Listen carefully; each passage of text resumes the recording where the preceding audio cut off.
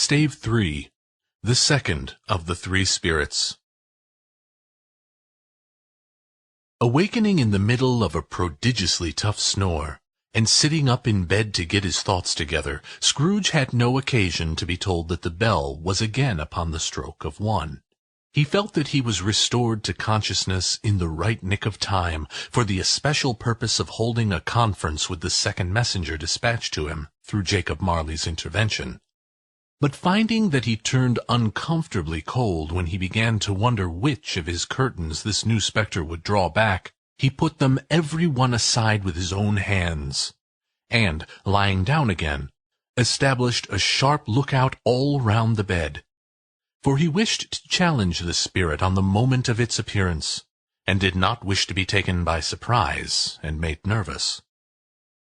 Gentlemen of the free and easy sort, who plumed themselves on being acquainted with a move or two, and, being usually equal to the time of day, express the wide range of their capacity for adventure by observing that they are good for anything from pitch and toss to manslaughter, between which opposite extremes, no doubt, there lies a tolerably wide and comprehensive range of subjects.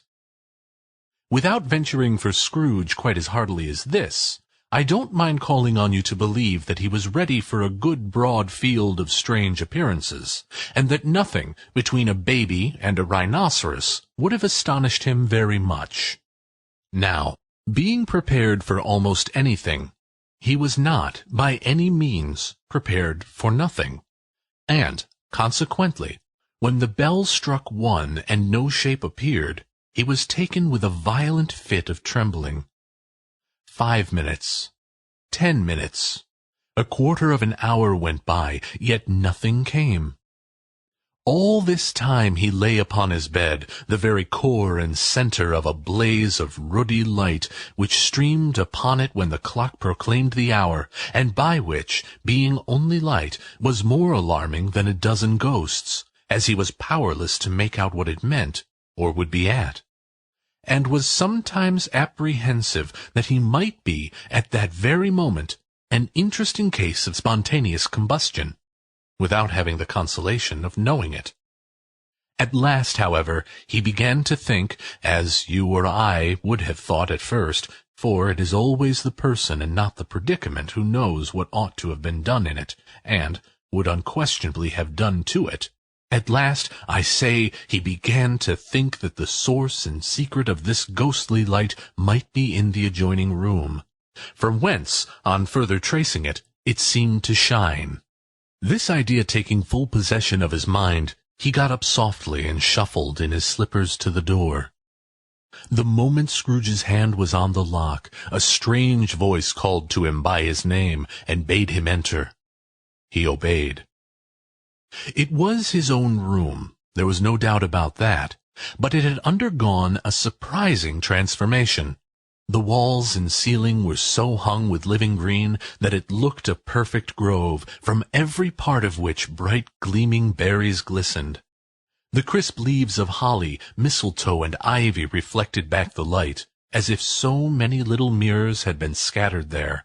And such a mighty blaze went roaring up the chimney as that dull petrification of a hearth had never known in Scrooge's time, or Marley's, or for many and many a winter season gone by.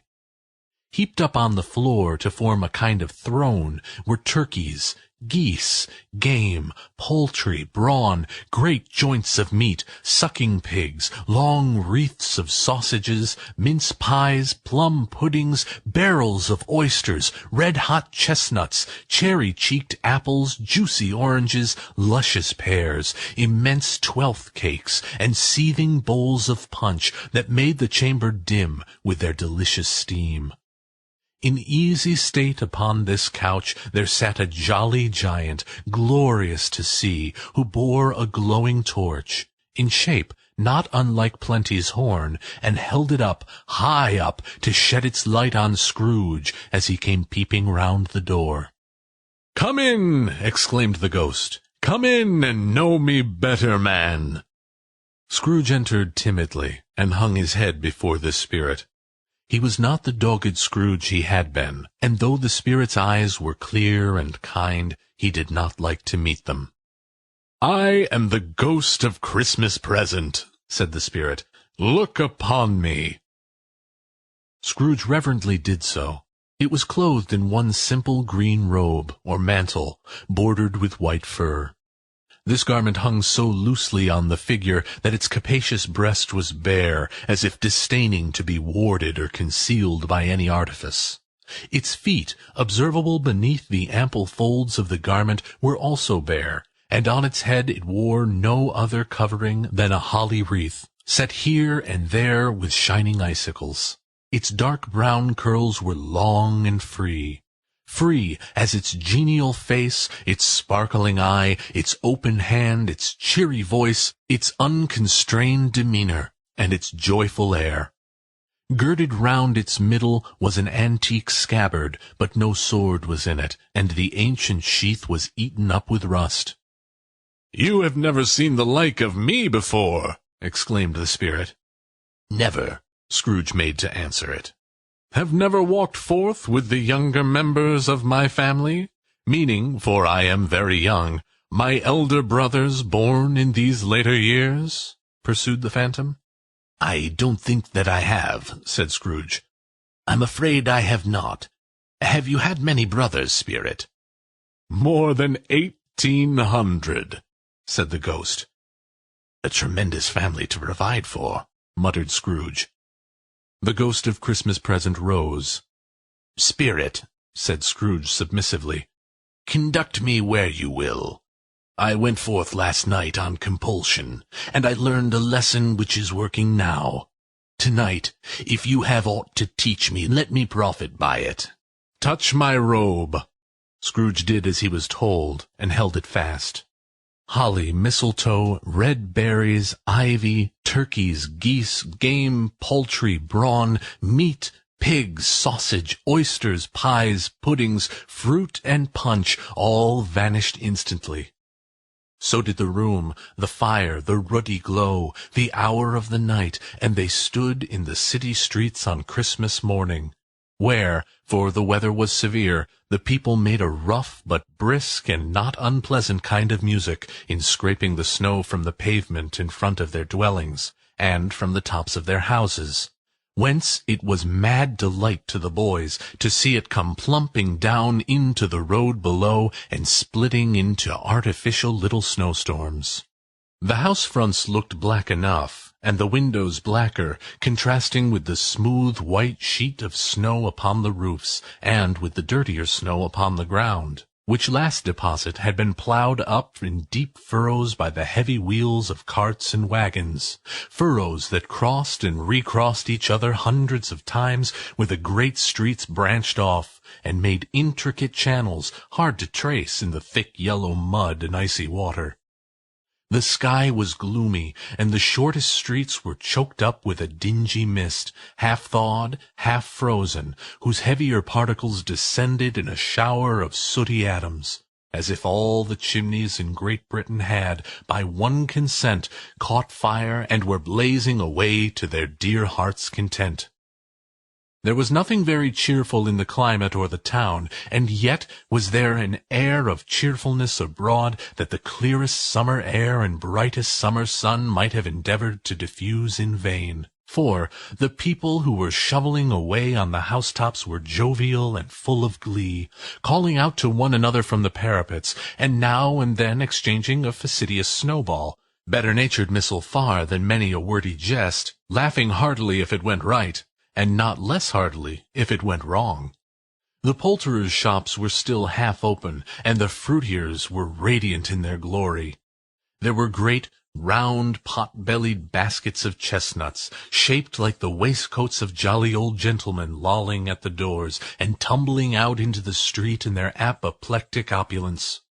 There were ruddy, brown-faced, broad-girthed Spanish onions, shining in the fatness of their growth like Spanish friars, and winking from their shelves in wanton slyness at the girls as they passed by and glanced demurely at the hung-up mistletoe. There were pears and apples, clustered high in blooming pyramids, There were bunches of grapes, made, in the shopkeeper's benevolence, to dangle from conspicuous hooks, that people's mouths might water gratis as they passed. There were piles of filberts, mossy and brown, recalling, in their fragrance, ancient walks among the woods, and pleasant shufflings ankle-deep through withered leaves.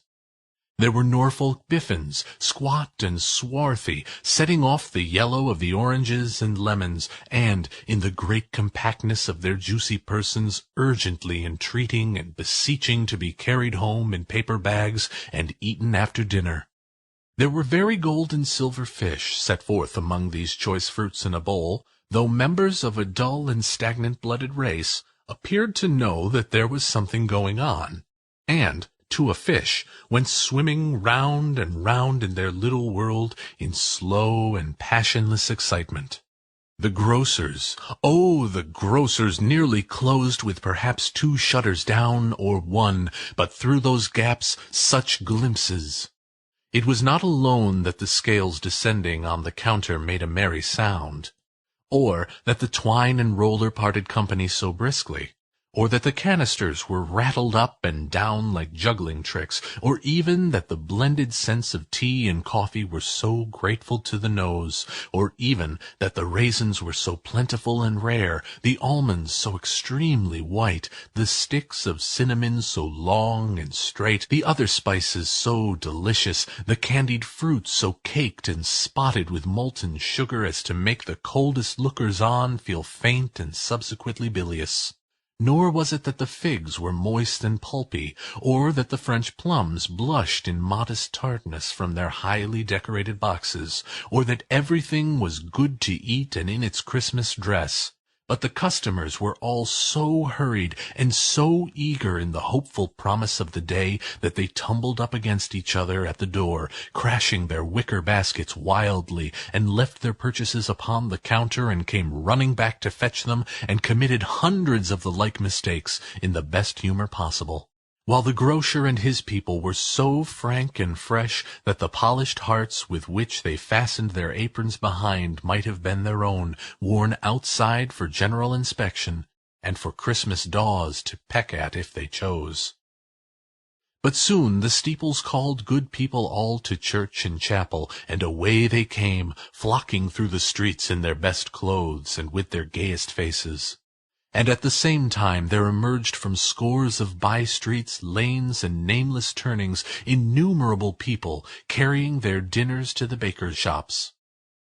The sight of these poor revellers appeared to interest the spirit very much, for he stood with Scrooge beside him in a baker's doorway, and taking off the covers as their bearers passed, sprinkled incense on their dinners from his torch. And it was a very uncommon kind of torch, for once or twice, when there were angry words between some dinner-carriers who had jostled each other, he shed a few drops of water on them from it, and their good humour was restored directly, for they said it was a shame to quarrel upon Christmas Day. And it was. God love it, so it was. In time the bells ceased, and the bakers were shut up. And yet there was a genial shadowing forth of all these dinners and the progress of their cooking in the thawed blotch of wet above each baker's oven, where the pavement smoked as if its stones were cooking too. "Is there a peculiar flavour in what you sprinkle from your torch?" asked Scrooge. "There is. My own." "Would it apply to any kind of dinner on this day?" asked Scrooge. "To any kindly given, to a poor one most." "Why to a poor one most?" asked Scrooge. "Because it needs it most." "Spirit," said Scrooge after a moment's thought, "I wonder you, of all the beings in the many worlds about us, should desire to cramp these people's opportunities of innocent enjoyment." "I!" cried the spirit. "You would deprive them of their means of dining every 7th day, often the only day on which they can be said to dine at all," said Scrooge. "Wouldn't you?" "I!" cried the spirit. "You seek to close these places on the 7th day?" said Scrooge. "And it comes to the same thing." "I seek!" exclaimed the spirit. "Forgive me if I am wrong. "It has been done in your name, or at least in that of your family," said Scrooge. "There are some upon this earth of yours," returned the spirit, "who lay claim to know us, and who do their deeds of passion, pride, ill will, hatred, envy, bigotry, and selfishness in our name, who are as strange to us and all our kith and kin as if they had never lived. Remember that, and charge their doings on themselves, not us." Scrooge promised that he would, and they went on, invisible, as they had been before, into the suburbs of the town. It was a remarkable quality of the ghost, which Scrooge had observed at the baker's, that notwithstanding his gigantic size, he could accommodate himself to any place with ease, and that he stood beneath a low roof quite as gracefully and like a supernatural creature as it was possible he could have done in any lofty hall. And perhaps it was the pleasure the good spirit had in showing off this power of his, or else was his own kind, generous, hearty nature, and his sympathy with all poor men, that led him straight to Scrooge's clerks. For there he went, and took Scrooge with him, holding to his robe, and on the threshold of the door the spirit smiled, and stopped to bless Bob Cratchit's dwelling with the sprinkling of his torch. Think of that! Bob had but 15 bob a week himself. He pocketed on Saturdays but 15 copies of his Christian name, and yet the ghost of Christmas present blessed his 4-roomed house. Then up rose Mrs. Cratchit, Cratchit's wife, dressed out but poorly in a twice-turned gown, but brave in ribbons, which are cheap and make a goodly show for 6pence. And she laid the cloth, assisted by Belinda Cratchit, second of her daughters, also brave in ribbons, while Master Peter Cratchit plunged a fork into the saucepan of potatoes, and, getting the corners of his monstrous shirt-collar, Bob's private property, conferred upon his son and heir in honor of the day, into his mouth, rejoiced to find himself so gallantly attired, and yearned to show his linen in the fashionable parks. And now 2 smaller Cratchits, boy and girl, came tearing in, screaming that outside the baker's they had smelt the goose, and known it for their own, and basking in luxurious thoughts of sage and onion, these young Cratchits danced about the table, and exalted Master Peter Cratchit to the skies, while he, not proud, although his collars nearly choked him, blew the fire, until the slow potatoes, bubbling up, knocked loudly at the saucepan lid to be let out and peeled. "What has ever got your precious father, then?" said Miss Cratchit. "And your brother, Tiny Tim?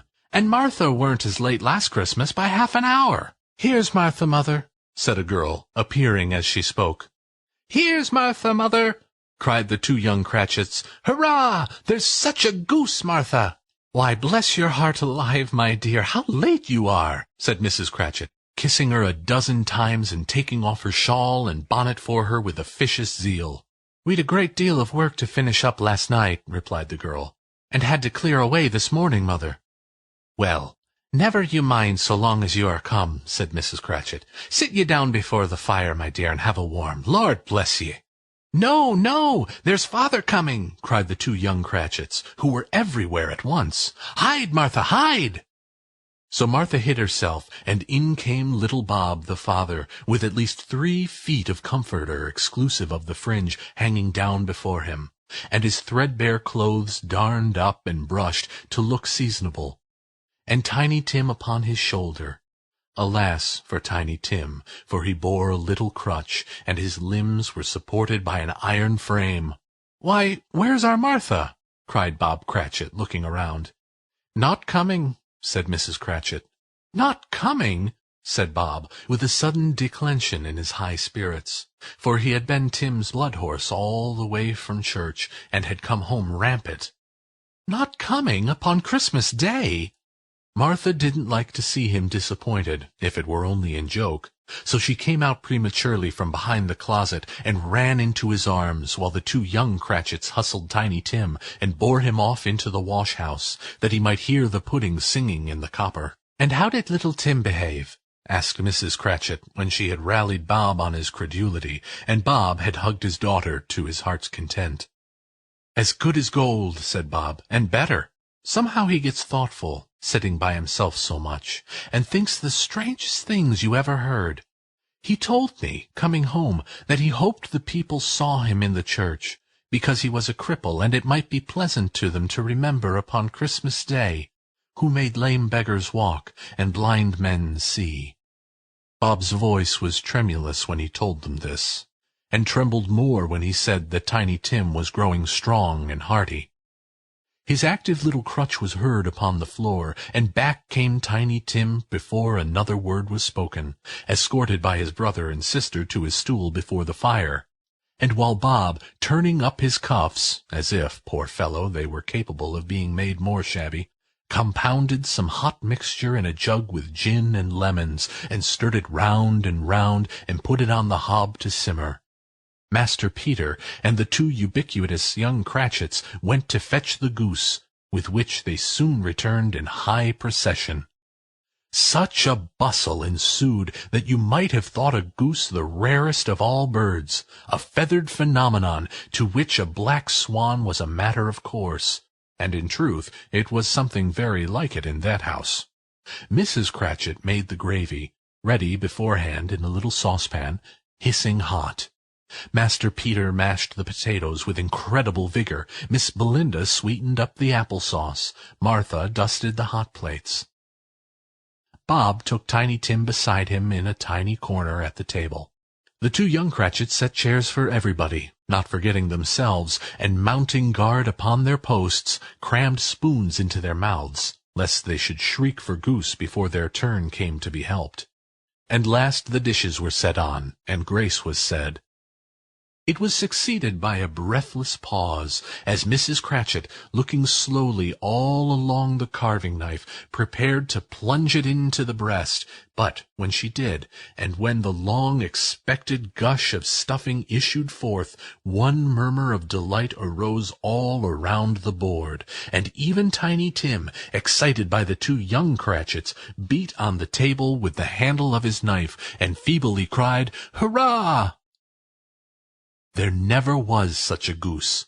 Bob said he didn't believe there ever was such a goose cooked. Its tenderness and flavor, size and cheapness, there were themes of universal admiration. Eked out by apple sauce and mashed potatoes, it was a sufficient dinner for the whole family indeed, as Mrs. Cratchit said with great delight, surveying one small atom of a bone upon the dish. They hadn't ate it all at last. Yet every one had had enough, and the youngest Cratchits in particular were steeped in sage and onion to the eyebrows. But now, the plates being changed by Miss Belinda, Mrs. Cratchit left the room alone, too nervous to bear witness, to take the pudding up and bring it in. Suppose it should not be done enough? Suppose it should break in turning out? Suppose somebody should have got over the wall of the backyard and stolen it, while they were merry with the goose? A supposition at which the two young Cratchits became livid. All sorts of horrors were supposed. Hullo! A great deal of steam! The pudding was out of the copper, a smell like a washing day. That was the cloth. A smell like an eating-house, and a pastry cook's next door to each other, with a laundress's next door to that. That was the pudding. In half a minute Mrs. Cratchit entered, flushed but smiling proudly, with the pudding, like a speckled cannonball so hard and firm, blazing in half a quartern of ignited brandy, and bedight with Christmas holly stuck into the top. "Oh, a wonderful pudding," Bob Cratchit said, and calmly, too, that he regarded it as the greatest success achieved by Mrs. Cratchit since their marriage. Mrs. Cratchit said that now the weight was off her mind, she would confess she had had her doubts about the quantity of flour. Everybody had something to say about it, but nobody said or thought it was at all a small pudding for a large family. It would have been flat heresy to do so. Any Cratchit would have blushed to hint at such a thing. At last the dinner was all done. The cloth was cleared, the hearth swept, and the fire made up. The compound in the jug being tasted and considered perfect, apples and oranges were put upon the table, and a shovelful of chestnuts on the fire. Then All the Cratchit family drew round the hearth, in what Bob Cratchit called a circle, meaning a half one, and at Bob Cratchit's elbow stood the family display of glass, 2 tumblers, and a custard cup without a handle. These held the hot stuff from the jug, however, as well as golden goblets would have done, and Bob served it out with beaming looks, while the chestnuts on the fire sputtered and cracked noisily. Then Bob proposed, "A Merry Christmas to us all, my dears. God bless us," which the family re-echoed. "God bless us, every one," said Tiny Tim, the last of all. He sat very close to his father's side upon his little stool. Bob held his withered little hand in his, as if he loved the child and wished to keep him by his side, and dreaded that he might be taken from him. "Spirit," said Scrooge, with an interest he had never felt before, "tell me if Tiny Tim will live." "I see a vacant seat," replied the ghost, "in the poor chimney corner, and a crutch without an owner, carefully preserved. If these shadows remain unaltered by the future, the child will die." "No, no," said Scrooge. "Oh, no, kind spirit, say he will be spared." "If these shadows remain unaltered by the future, none other of my race," returned the ghost, "will find him here." "What then? If he be like to die, he had better do it, and decrease the surplus population." Scrooge hung his head to hear his own words quoted by the spirit, and was overcome with penitence and grief. "Man," said the ghost, "if man you be in heart, not adamant, forbear that wicked cant until you have discovered what the surplus is, and where it is. Will you decide what men shall live, what men shall die? It may be that in the sight of heaven you are more worthless and less fit to live than millions like this poor man's child. Good God, to hear the insect on the leaf pronouncing on too much life among his hungry brothers in the dust." Scrooge bent before the ghost's rebuke, and trembling cast his eyes upon the ground. But he raised them speedily on hearing his own name. "Mr. Scrooge," said Bob, "I'll give ye Mr. Scrooge, the founder of the feast." "The founder of the feast, indeed!" cried Mrs. Cratchit, reddening. "I wish I had him here. I'd give him a piece of my mind to feast upon, and I hope he'd have a good appetite for it." "My dear," said Bob, "the children! Christmas Day!" "It should be Christmas Day, I am sure," she said, "on which one drinks the health of such an odious, stingy, hard, unfeeling man as Mr. Scrooge. You know he is, Robert. Nobody knows it better than you do, poor fellow." "My dear," was Bob's mild answer, "Christmas Day." "I'll drink his health for your sake and for the day's," said Mrs. Cratchit, "not for his. Long life to him, a Merry Christmas and a Happy New Year. He'll be very merry and very happy, I have no doubt." The children drank the toast after her. It was the first of their proceedings which had no heartiness.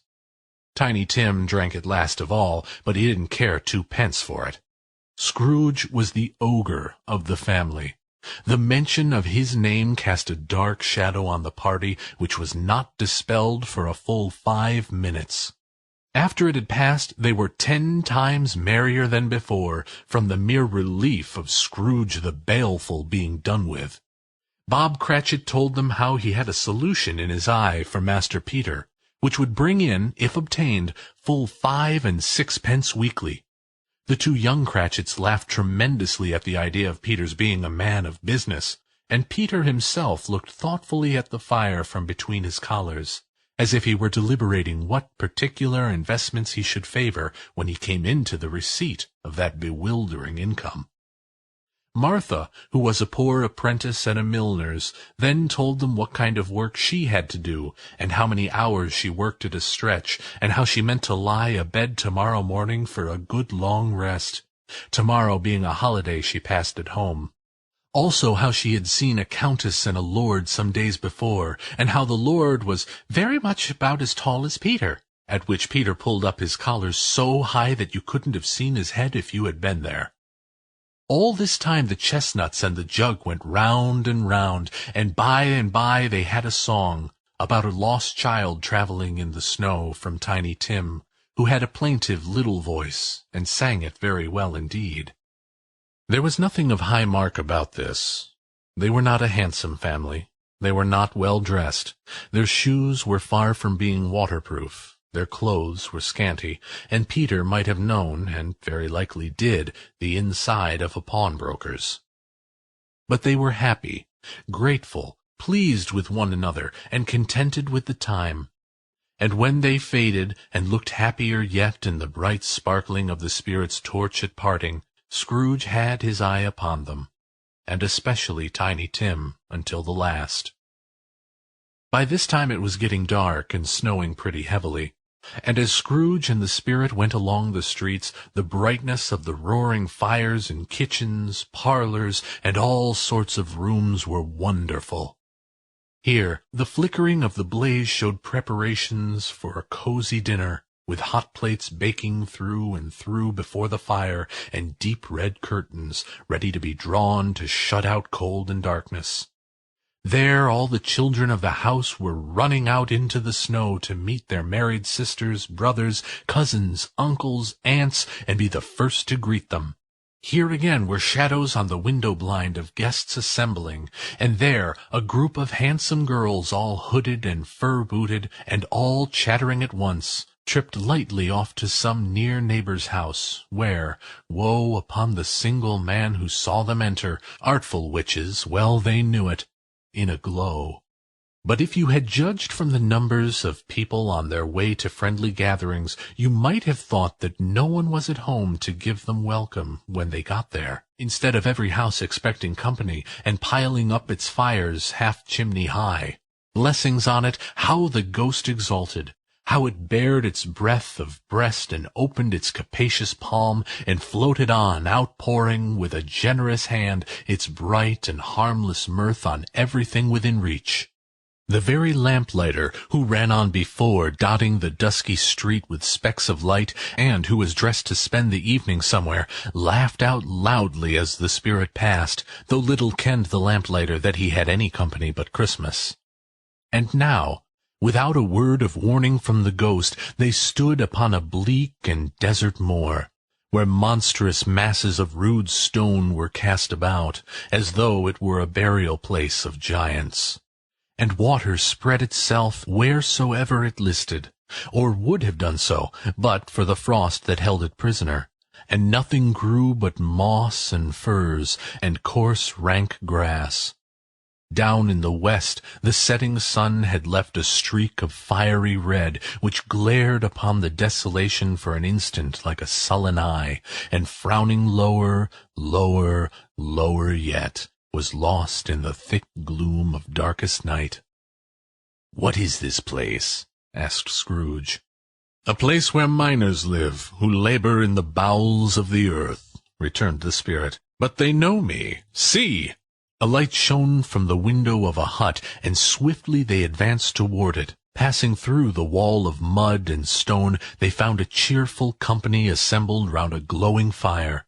An old, old man and woman, with their children and their children's children, and another generation beyond that, all decked out gaily in their holiday attire. The old man, in a voice that seldom rose above the howling of the wind upon the barren waste, was singing them a Christmas song.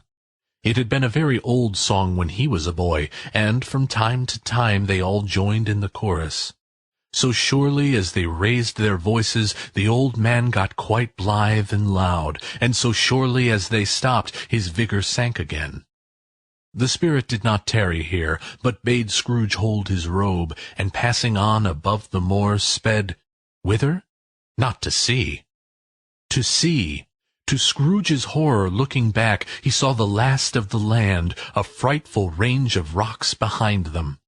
And his ears were deafened by the thundering of water as it rolled and roared, and raged among the dreadful caverns it had worn, and fiercely tried to undermine the earth. Built upon a dismal reef of sunken rocks, some league or so from shore, on which the waters chafed and dashed the wild year through, there stood a solitary lighthouse. Great heaps of seaweed clung to its base, and storm-birds, born of the wind one might suppose, as seaweed of the water, rose and fell about it, like the waves they skimmed. But even here, 2 men who watched the light had made a fire, that through the loophole in the thick stone wall shed out a ray of brightness on the awful sea. Joining their horny hands over the rough table at which they sat, they wished each other Merry Christmas in their can of grog. And one of them, the elder, too, with his face all damaged and scarred with hard weather, as the figurehead of an old ship might be, struck up a sturdy song that was like a gale in itself.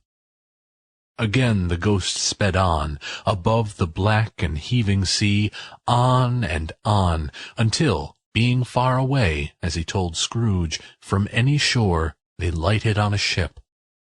They stood beside the helmsman at the wheel, the lookout in the bow, the officers who had the watch.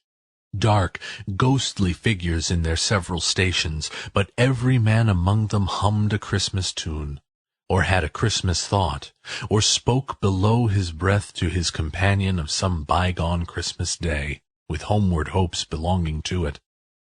And every man on board, waking or sleeping, good or bad, had had a kinder word for another on that day than on any day in the year, and had shared to some extent in its festivities, and had remembered those he cared for at a distance, and had known that they delighted to remember him. It was a great surprise to Scrooge, while listening to the moaning of the wind, and thinking what a solemn thing it was to move on through the lonely darkness over an unknown abyss, whose depths were secrets as profound as death. It was a great surprise to Scrooge, while thus engaged, to hear a hearty laugh. It was a much greater surprise to Scrooge to recognize it as his own nephew's, and to find himself in a bright, dry, gleaming room, with the spirit standing smiling by his side, and looking at that same nephew with approving affability. "Ha ha!" laughed Scrooge's nephew. "Ha ha ha!" If you should happen, by any unlikely chance, to know a man more blessed in a laugh than Scrooge's nephew, all I can say is, I should like to know him too. Introduce him to me, and I'll cultivate his acquaintance. It is a fair, even-handed, noble adjustment of things, that while there is infection and disease and sorrow, there is nothing in the world so irresistibly contagious as laughter and good humor. When Scrooge's nephew laughed in this way, holding his sides, rolling his head, and twisting his face into the most extravagant contortions, Scrooge's niece, by marriage, laughed as heartily as he, and their assembled friends, being not a bit behindhand, roared out lustfully, "Ha ha! Ha ha ha ha! He said that Christmas was a humbug, as I live!" cried Scrooge's nephew. "He believed it, too." "More shame for him, Fred," said Scrooge's niece indignantly. "Bless those women, they never do anything by halves. They are always in earnest." She was very pretty, exceedingly pretty, with a dimpled, surprised-looking capital face, a ripe little mouth that seemed made to be kissed, and no doubt it was, all kinds of good little dots about her chin that melted into one another when she laughed, and the sunniest pair of eyes you ever saw in any little creature's head. Altogether she was what you would have called provoking, you know, but satisfactory, too. Oh, perfectly satisfactory. "He's a comical old fellow," said Scrooge's nephew. "That's the truth, and not so pleasant as he might be. However, his offences carry their own punishment, and I have nothing to say against him." "I'm sure he's very rich, Fred," hinted Scrooge's niece. "At least you always tell me so." "What of that, my dear?" said Scrooge's nephew. "His wealth is of no use to him. He don't do any good with it. He don't make himself comfortable with it. He hasn't the satisfaction of thinking that he is ever going to benefit us with it." "I have no patience with him," observed Scrooge's niece. Scrooge's niece's sisters, and all the other ladies, expressed the same opinion. "Oh, I have," said Scrooge's nephew. "I am sorry for him. I couldn't be angry with him if I tried. Who suffers by his ill whims? Himself, always. Here, he takes it into his head to dislike us, and he won't come and dine with us. What's the consequence? He don't lose much of a dinner." "Indeed, I think he loses a very good dinner," interrupted Scrooge's niece. Everybody else said the same, and they must be allowed to have been competent judges, because they had just had dinner, and, with the dessert upon the table, were clustered round the fire by lamplight. "Well, I'm very glad to hear it," said Scrooge's nephew, "because I haven't great faith in these young housekeepers. What do you say, Topper?"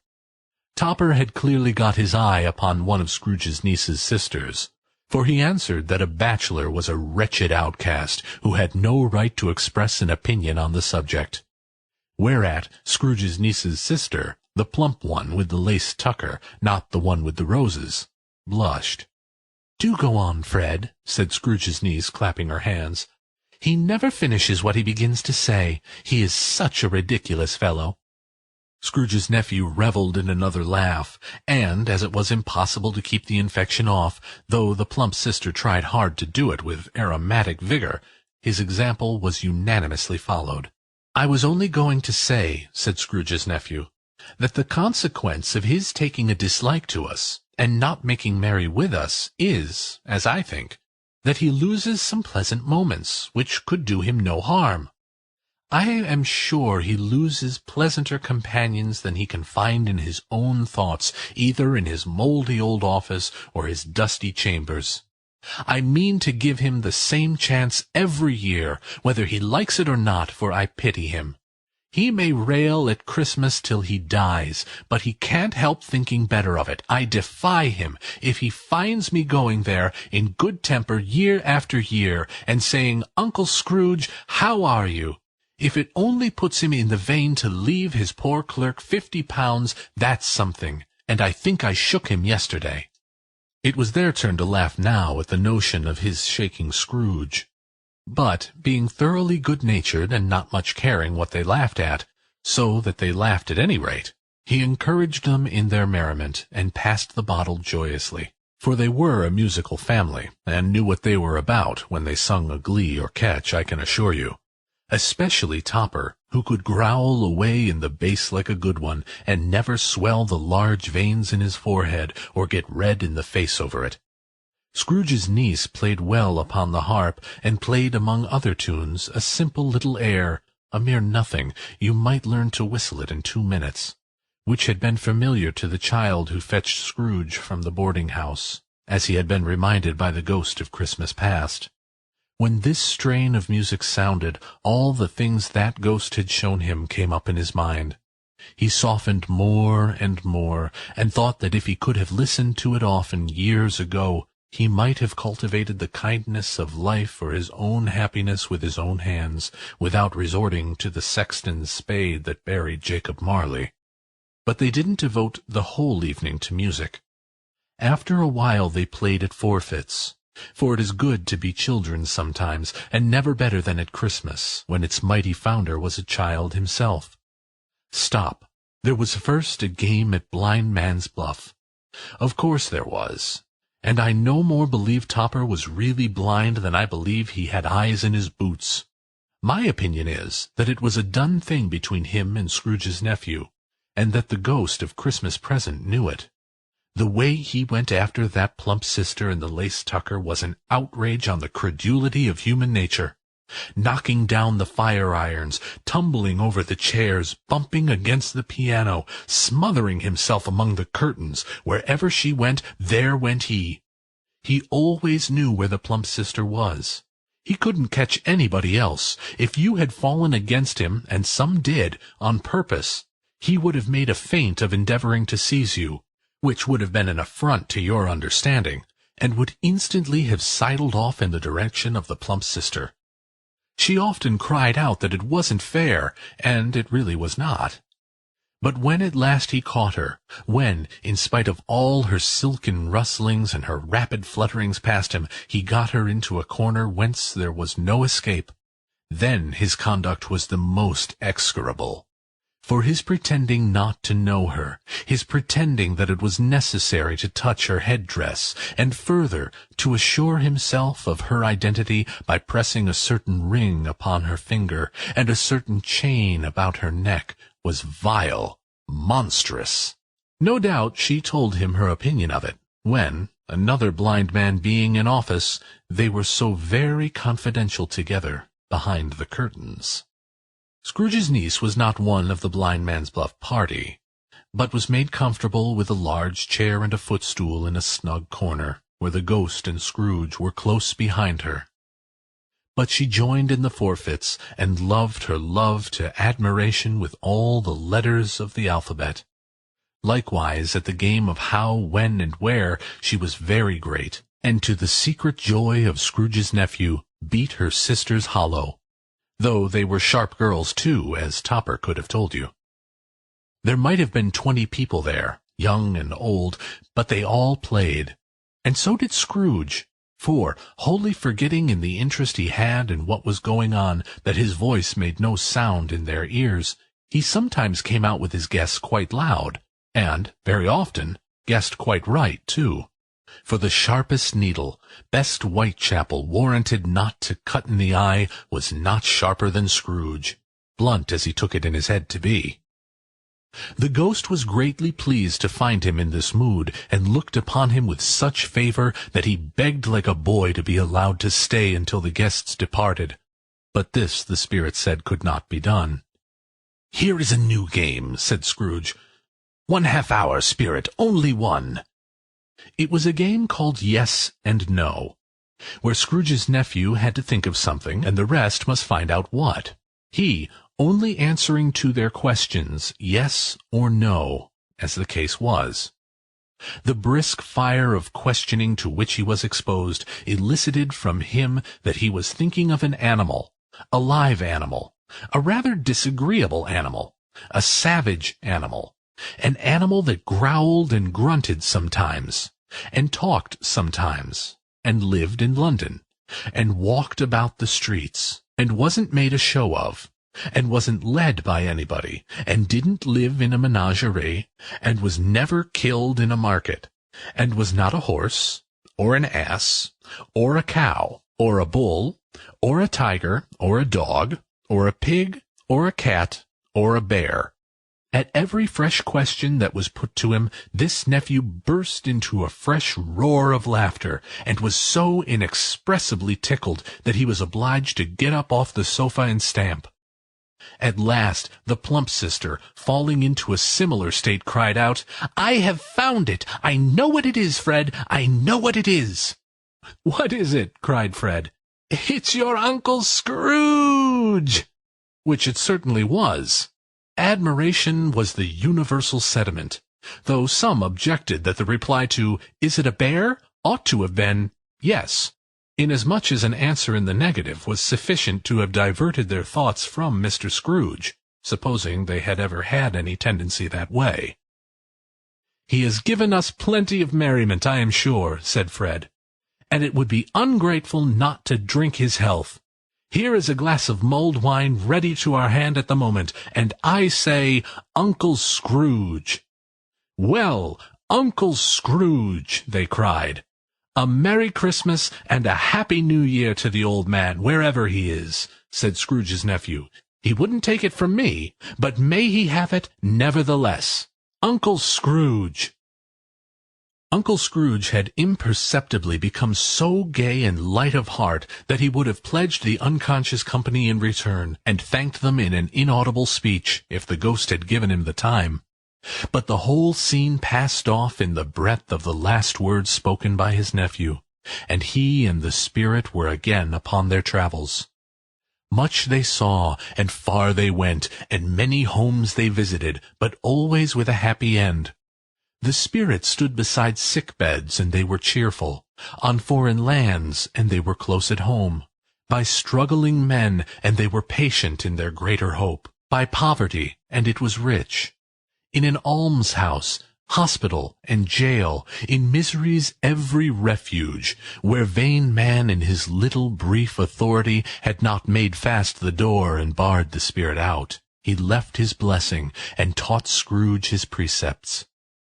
It was a long night, if it were only a night, but Scrooge had his doubts of this, because the Christmas holidays appeared to be condensed into the space of time they passed together. It was strange, too, that while Scrooge remained unaltered in his outward form, the ghost grew older, clearly older. Scrooge had observed the change, but never spoke of it, until they left a children's 12th night party, when, looking at the spirit as they stood in an open place, he noticed that its hair was grey. "Are spirits' lives so short?" asked Scrooge. "My life upon this globe is very brief," replied the ghost. "It ends tonight." "Tonight?" cried Scrooge. "Tonight at midnight. Hark! The time is drawing near." The chimes were ringing the 11:75 at that moment. "Forgive me if I am not justified in what I ask," said Scrooge, looking intently at the spirit's robe. "But I see something strange, and not belonging to yourself, protruding from your skirts. Is it a foot or a claw?" "It might be a claw, for the flesh there is upon it," was the spirit's sorrowful reply. "Look here." From the foldings of its robe it brought 2 children, wretched, abject, frightful, hideous, miserable. They knelt down at its feet, and clung upon the outside of its garment. "Oh, man, look here! Look! Look down here!" exclaimed the ghost. They were a boy and girl, yellow, meager, ragged, scowling, wolfish, but prostrate, too, in their humility. Where graceful youth should have filled their features out, and touched them with its freshest tints, a stale and shriveled hand, like that of age, had pinched and twisted them, and pulled them into shreds. Where angels might have sat enthroned, devils lurked, and glared out menacingly. No change, no degradation, no perversion of humanity in any grade through all the mysteries of wonderful creation has monsters half so horrible and dread. Scrooge stared back, appalled. Having them shown to him in this way, he tried to say they were fine children, but the words choked themselves, rather than be parties to a lie of such enormous magnitude. "Spirit, are they yours?" Scrooge could say no more. "They are man's," said the spirit, looking down upon them. "And they cling to me, appealing from their fathers. This boy is ignorance, this girl is want.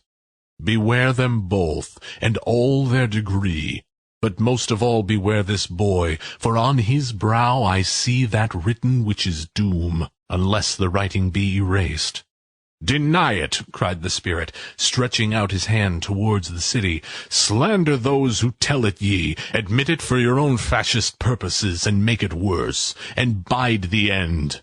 "Have they no refuge or resource?" cried Scrooge. "Are there no prisons?" said the spirit, turning on him for the last time with his own words. "Are there no workhouses?" The bell struck 12. Scrooge looked about him for the ghost, and saw it not.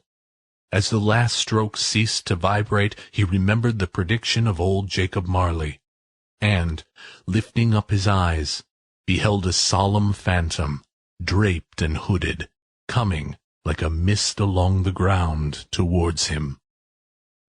End of Stave 3